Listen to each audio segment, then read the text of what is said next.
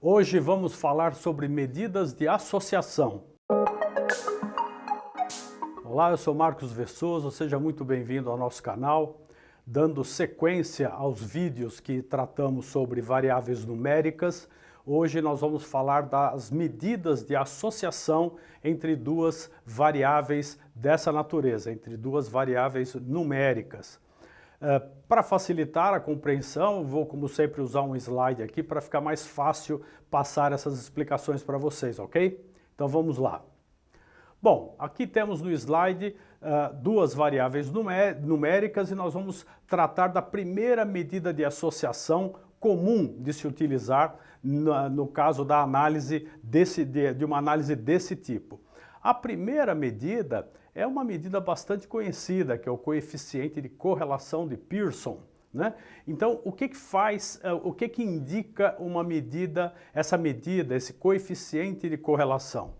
Ele mede a força e a direção de uma relação linear entre essas duas variáveis, desde que elas sejam variáveis contínuas, tá? Se você tem dúvida sobre o que é uma variável contínua, volta aí um dos vídeos que nós tratamos exatamente sobre isso, explicando o que é uma variável contínua, o que é uma variável ordinal e tudo mais, tá bom?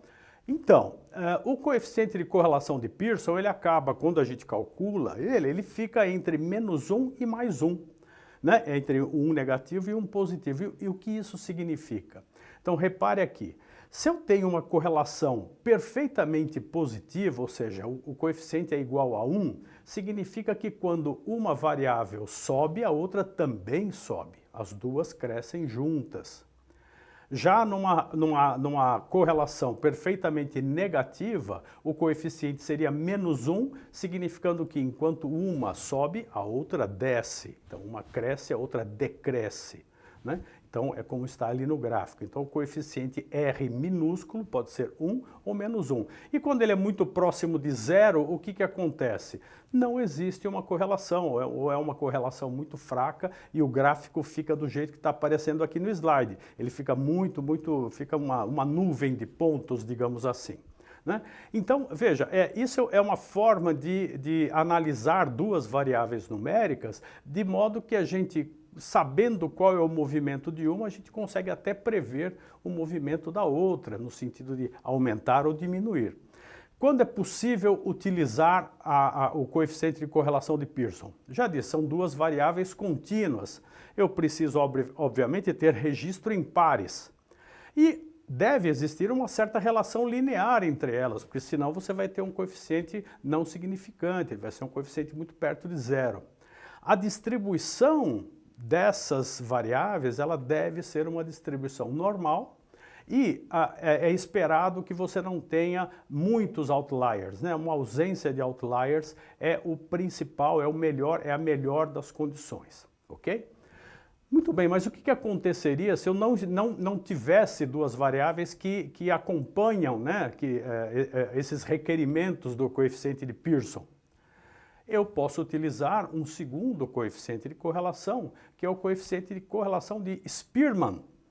Esse coeficiente de correlação, ele também varia de -1 até 1, mas ele pode ser aplicado quando? Quando eu tenho duas variáveis ordinais, uma contínua e uma ordinal, ou mesmo quando eu tenho duas contínuas que não atendem aos requisitos da Pearson, que a gente acabou de citar. Vejam que os gráficos são os mesmos, a única coisa que muda é o símbolo. Ao invés de usar o R minúsculo, usa-se a letra Rho, né? O Rho de Spearman, para expressar essa correlação. Mas existe um requerimento que está aí. Claro, os registros impares, senão não tem por que você fazer uma correlação, mas ele exige uma relação monotônica. O que é isso? Não é obrigatoriamente uma relação linear, mas é uma tendência de que quando uma variável sobe, a outra desce ou sobe, não importa, ela varia, né? Elas variam concomitantemente, tá bom? Então, essa é uma opção quando você não tem duas variáveis que acompanham, né, os requerimentos da correlação de Pearson. Tanto com um coeficiente de Pearson como com o de Spearman, você pode calcular uma terceira medida, que é o coeficiente de determinação, é o R maiúsculo ao quadrado. O que é isso? Esse coeficiente, ele é uma medida da proporção da variabilidade de uma das variáveis, que pode ser explicado pela variabilidade da outra. Ah, entendi. Quer dizer, se uma sobe 10%, a outra subiu 20%, quanto que essa subida de 20% deve-se à subida de 10% da anterior? Esse coeficiente te dá essa resposta, essa medida. E como é que ela é calculada? Muito simples, você pega ou o coeficiente R minúsculo ou o coeficiente ρ de Spearman e eleva ao quadrado. Por isso que ele é o R maiúsculo ao quadrado. E esse coeficiente ao quadrado, ele pode ser expresso em percentual também, porque aí fica mais fácil de você interpretar esse resultado e entender que aquilo é uma proporção da variabilidade de uma variável que pode ser explicado pela outra. Vou dar um exemplo para ficar mais fácil. Vamos supor que você calculou o R de Pearson e deu menos 0,79. 0,79. Isso significa o quê? Que existe uma correlação negativa, uma sobe, a outra desce. Quando eu elevo isso ao quadrado, eu fico com 0,62 ou 62%.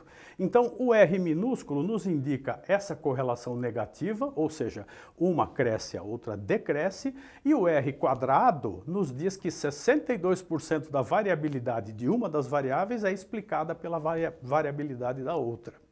Ok? No Excel, você encontra a forma de calcular o coeficiente de Pearson, mas não tem o coeficiente de Spearman. Caso você queira, manda uma mensagem para a gente que eu mando uma planilhazinha para calcular o coeficiente de Spearman e o coeficiente, automaticamente, o coeficiente de determinação também. Ok? Bom, espero que você tenha compreendido, que você tenha gostado. Se gostou, não esquece de deixar um like aí no nosso vídeo e se inscreve no nosso canal para você não perder nenhum dos vídeos que a gente já está produzindo para você, tá bom? Então até lá e um abraço.